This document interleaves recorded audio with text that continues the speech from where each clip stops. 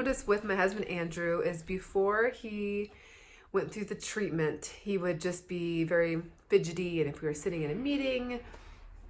or church or something of that nature, he'd be kind of always sitting and fidgeting, or if he really needed to focus, he'd be kind of leaning forward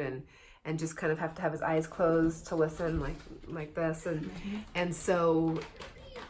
and of course then that looks like he's tired and bored and not paying attention when he was, but he had to really kind of dial in, whereas now he just was sitting and involved, and he still likes to be up and moving around, but I think that's also just how kind of both of us are. We like to be moving while we're listening, while we're learning, but he's able to sit and focus. So that's one thing that was a big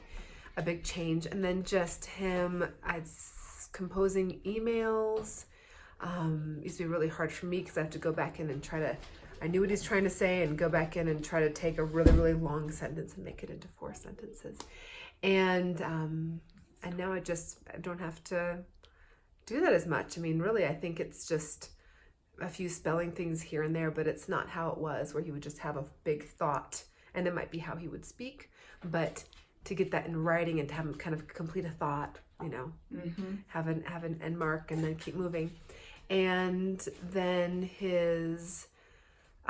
reading to the kids, so reading out loud, that's a big thing. And I think just with his eyes, you can just sense just more of the calm in his eyes, so that when he's reading with the kids, it's, he's still working, he's still doing some of his exercises and doing that, but it's definitely easier for him to just be able to read, and he probably doesn't even realize it actually, but that he can just read, and it doesn't take so much effort to get through reading aloud.